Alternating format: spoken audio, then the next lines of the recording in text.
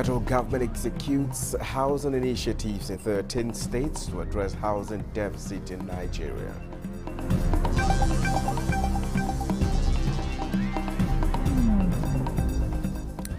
NNPC Limited moves to add electric vehicle charging stations to retail outlets across the country.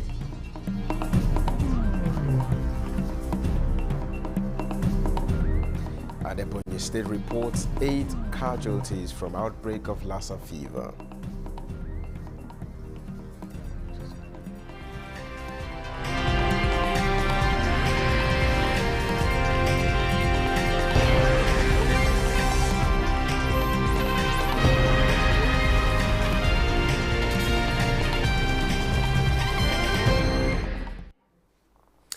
Hello and welcome. This is the news at 11 on NTN News 24, reaching you live from Abuja, Nigeria's capital. My name is Justin Bemunyi. Minister of State Housing and Urban Development Yusuf Abdullahi Atta says the federal government is executing the Renewed Hope Housing Initiative in 13 states of the Federation. The minister, who made this known during a media engagement in Kano, emphasized that the project is to address the housing deficit in the country. Samira Hamisu Shira has the details. The Renewed Hope Housing Initiative is one of the bold steps taken by the administration of President Ahmed Bola Tinubu towards addressing housing needs, especially in urban communities. The Minister of State Housing and Urban Development, Yusuf Abdullahi Atta, explains that the initiative is at various stages of implementation. The minister assures Nigerians that when fully implemented, the housing initiative will promote home ownership and foster sustainable urbanization. By now we can say the policies have started yielding very positive effect. The dollar is coming down, the price of oil is coming down, the price of foodstuff are coming down. So we should continue to pray to Almighty God to assist our president, assist all the policies he has come with. While reiterating the continuous commitment of President Ahmed Bola Tinubu's administration towards implementing viable economic policies, Minister Yusuf Abdullahi Atta also appeals to Muslim Ummah to intensify prayers in this month of Ramadan for political and economic stability of the country.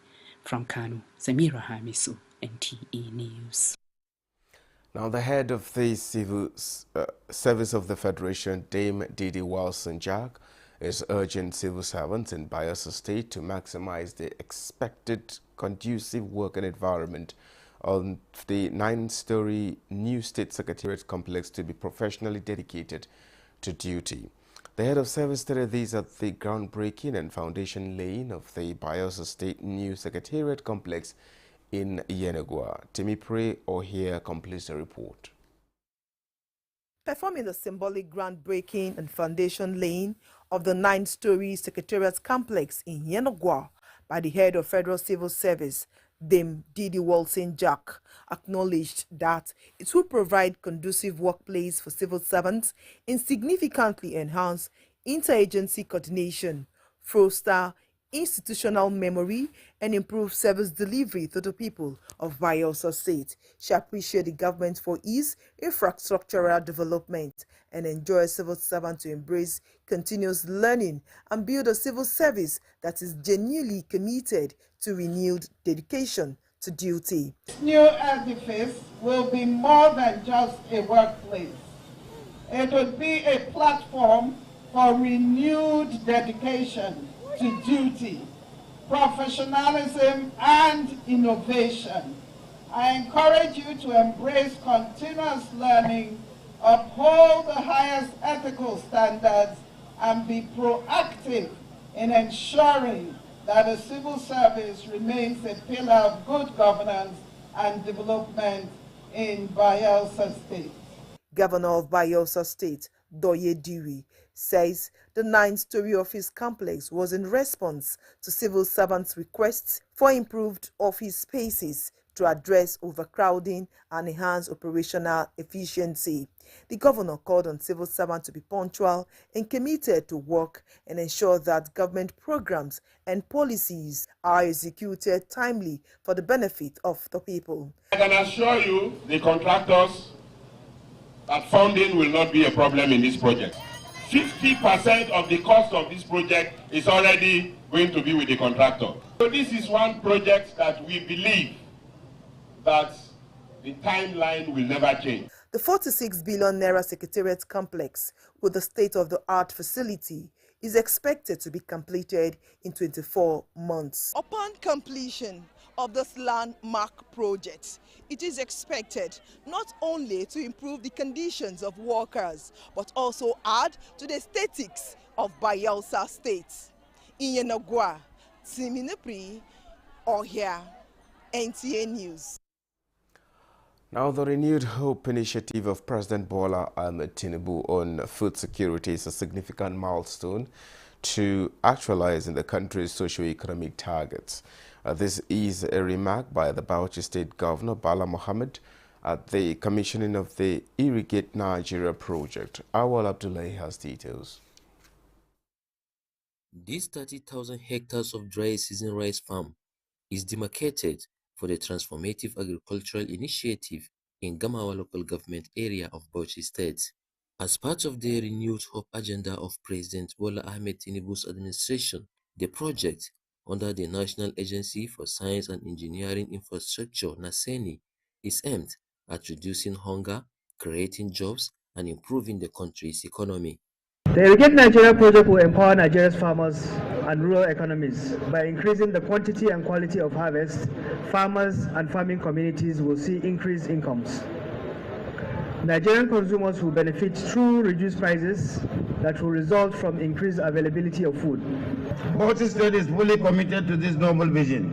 We will continue to invest in human capital, technology, and innovative agricultural policies to make Nigeria self-sufficient in food production as per the vision of Mr. President. The commissioning of the project has also served as the official launching of the branded Tinubu rice.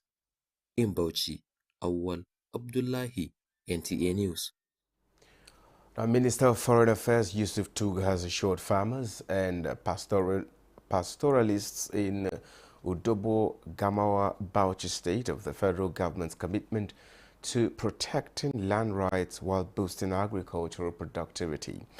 Tuga outlined President Bola Tinubu's plans to combat food insecurity through rural empowerment, science-driven farming, and the development of climate-resilient infrastructure.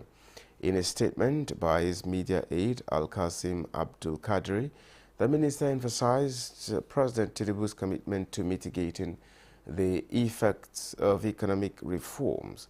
He commended the Udobo community for its enduring potential and promised to safeguard farmers' lands in the area.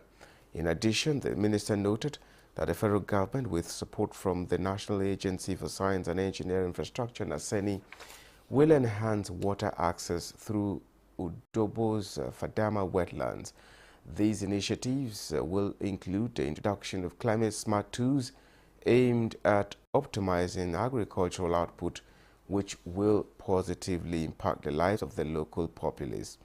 Yusuf Tuga also highlighted various measures he implemented as Minister of Foreign Affairs to assist victims of last year's devastating floods that affected numerous communities in Gamawa local government, including Udobo. Now, NNPC Limited is projecting adding electric vehicle charging stations as add-ons to their retail outlets. Chief Corporate Communications Officer Femi Soneye says this is in line with the company's proactive diversification strategy. Lydia Sampson reports.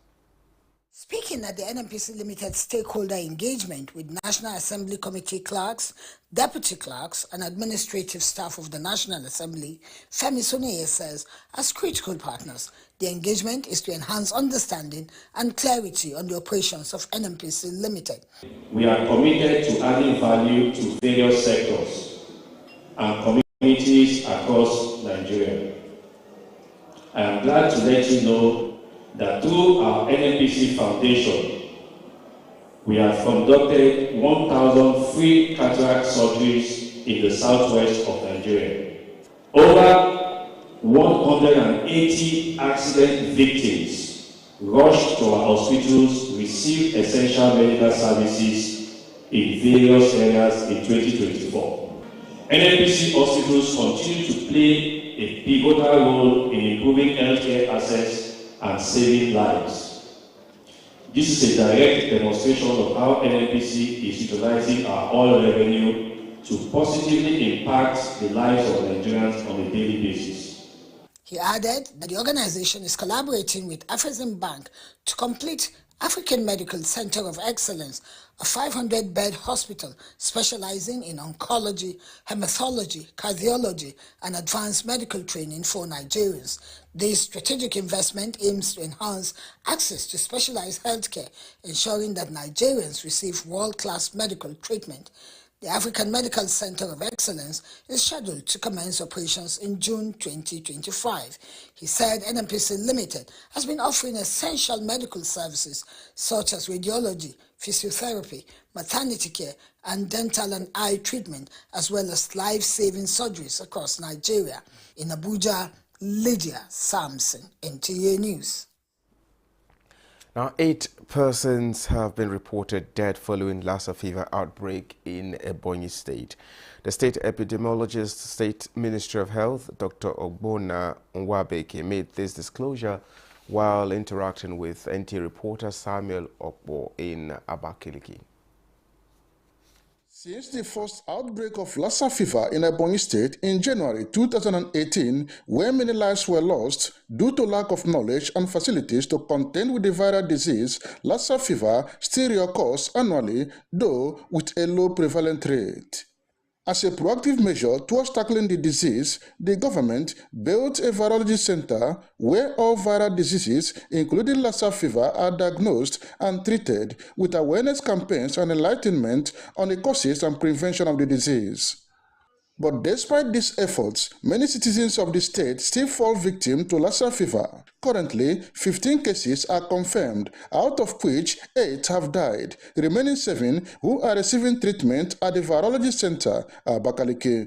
The affected persons came from 6 out of 13 local government areas in the state. Although NTA camera was not allowed to enter where the patients are, the caregivers said they are in stable conditions. The current outbreak started at the peak of this season, sometime in December, in a 26-year-old male who resides in Abakaliki, urban here.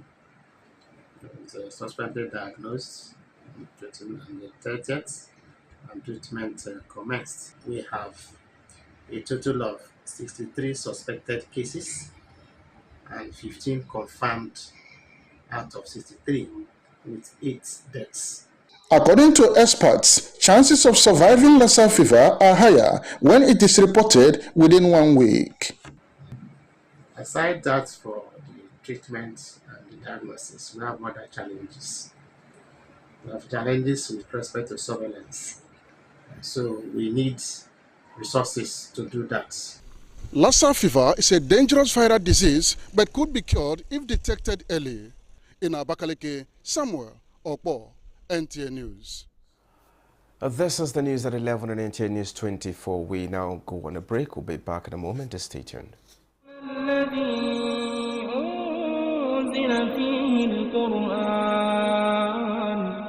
Nigerian Television Authority, NTA, Federal Radio Corporation of Nigeria, FRCN, and Voice of Nigeria, VON, cordially invite the general public to its 19th annual Ramadan lecture. Topic: Faith, Politics and Power, the involvement of ulama in politics and its implications. Guest lecturer, Sheikh Maruf Onike Abdulaziz, Chief Missioner, NASFAT Worldwide. Chairman of the occasion, Idi Mukhtar Meha, Minister of Livestock Development. Special guest of honor, Muhammad Idris, Minister of Information and National Orientation. Royal Father of the Day, His Highness Mala Ahmed Nuhu Bamali, Emir of Zazzau. Chief host is the end, Malan Jibril Baba Ndachi, Director General, Voice of Nigeria. Venue, Lumana Multipurpose Center, River Close off Jabi Road East of Sultan Road, Kaduna. Date, 8 March 2025. Time, 9 a.m. Inshallah. For partnership or advert placement, announcer Organizing Committee.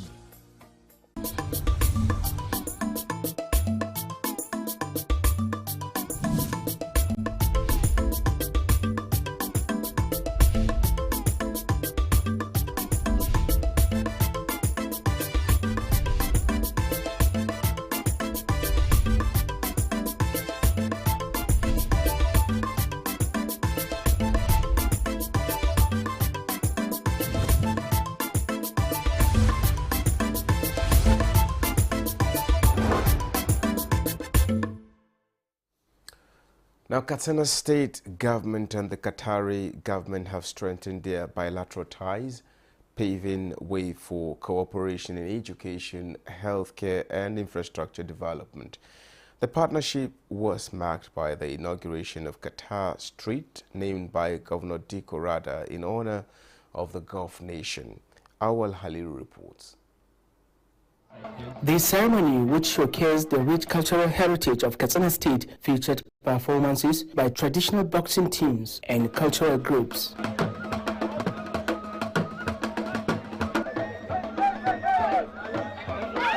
The event highlighted the deepening cultural exchange between Qatar and Katsina State.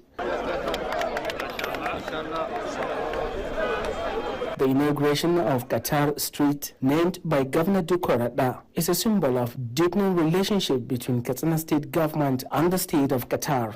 The road in the state named Qatar Street, a significant moment for the Katsina State and the state of Qatar. This partnership is expected to bring significant developmental projects to the state, building on existing collaborations in health and education. Is only the beginning in terms of what Qatar can do for the state and also within the state engagement. Because for us, our culture and heritage is very present here today. This strengthened partnership is expected to usher in a new era of growth with more developmental projects slated for the state. In Katsina, Awal Halaru, NTA News. Now, Nigeria Labour Congress NLC is on the view that the planned reclassification of electricity consumers by the Nigerian Electricity Regulatory Commission (NEC) will deepen the misery of many Nigerians if those at the lower band are forcefully migrated to Band A.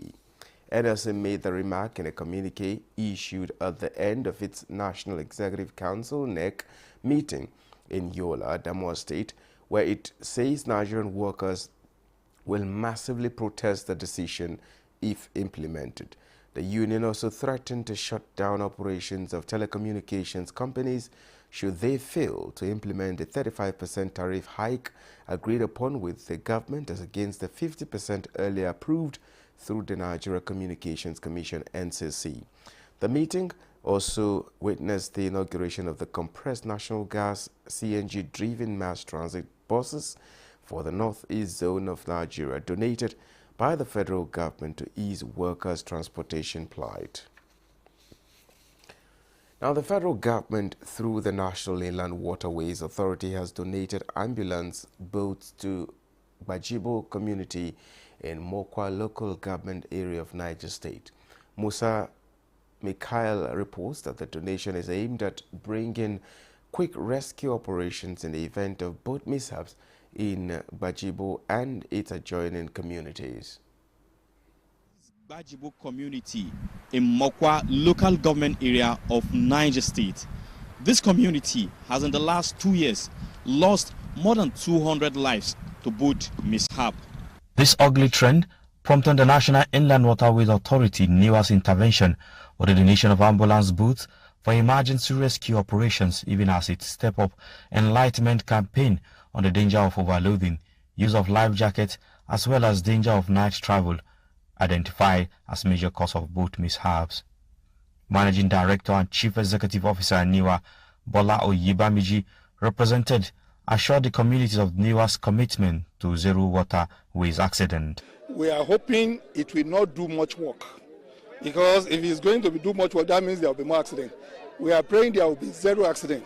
So if there is zero accident, then this water ambulance will not do much. But the ferry boat, by the time it comes, that will be able to carry more passengers. Well, this it means very, very important to us, because it will save the life of our community. But the major problem we have, actually the MD, when he came, he gave us life jackets. But up to now, we have shortage of life jackets. We need more. The donation of the ambulance boat is coming on the heels of promise made by the Managing Director Bola Oyebamiji during a condolence visit to the community. Musa Mikael, NTA News. Now, as Nigeria strives for a brighter future, the Al-Habibiyya Islamic Society stands out as a shining example of hope and resilience. Correspondent Ibrahim Dan Hamidu reports on the Society's 22nd Annual National Unity Ramadan Lecture, where prominent Nigerians gathered to explore Islamic values and solutions for a more prosperous society. The month of Ramadan inspires reflection and renewal. Nigeria's battle against poverty takes center stage. With millions struggling to make ends meet, the need for a lasting solution has never been more urgent. Al-Habibiyya Society started food bank in Nigeria, where there is an organized way of feeding people during the month of Ramadan. The event, which aims to promote unity and understanding among Nigerians, attracted high-profile guests from various fields, including business, royalty, judiciary, academia, and public service, who converged to explore the Islamic solution to poverty. Especially at this critical period where our societies are embedded with different types of biases as a result of unemployment and similar factors. The lecture emphasized the need for collective action in addressing poverty and promoting economic empowerment. There was a consensus on the need for economic rejuvenation through zakat and sadaqah, with wealth as an instrument to be used against poverty. The resources needed to alleviate deprivation and poverty could be met adequately if the potential of the institutions of zakat and waqf were realized, even if only in part. Not that we can't continue to be crying and be looking for solutions for a problem every time. That what can we do to come out of this poverty? And we discover Islam has a lot of tools. Islam has a lot of solutions. Islam encourages hard work and working smart, not just hard work, because you can be a hard worker, and if you are not working smart, you will remain a poor man. As the lessons of Ramadan were reflected, Muslims are reminded that in Islam, prosperity is not just a gift, but a reward for hard work, compassion, and generosity. In Abuja, I'm Ibrahim Nahamidu, NTA News. This is the news at 11 on NTA News 24. Here is another look at our top stories. Federal government executes housing initiatives in 13 states to address housing deficit in Nigeria.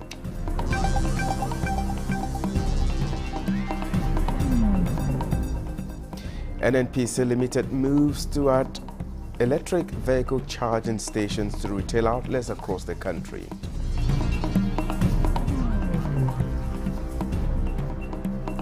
And Ebonyi State reports 8 casualties from outbreak of Lassa fever.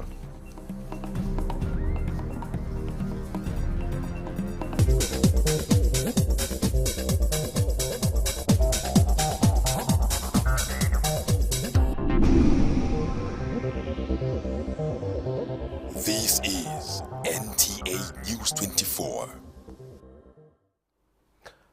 The National President of the National Association of Nigerian Students, NANS, Olushola Oladoja, has pledged to foster a more inclusive and student-centered leadership over the next year and 3 months. Olayinka Ojo reports that Oladoja made this commitment at media conference in Abuja, where he assures that his administration will build on past achievements while introducing a pragmatic approach to enhancing student welfare and the education system in Nigeria. Demonstration of our commitment, I hereby announce the immediate commencement of a nationwide campus tour to assess the state of welfare and facility across our tertiary institution. This tour will enable us to gather first-hand information on the pressing issue facing Nigerian students and ensure that we engage the relevant authority for necessary intervention. And I assure you that under my watch, NANS will be campus-oriented, focusing on grassroots engagement and real-time advocacy for student welfare. Students to remain united, focused and committed to their collective aspirations. He says the new leadership sees this as a time for consolidation, renewal and redefining strategies to secure a better future for Nigerian students. And that concludes the news at 11 on NTA News 24. Thank you so much for watching. My name is Justin Bemunyi. Do have a good night rest.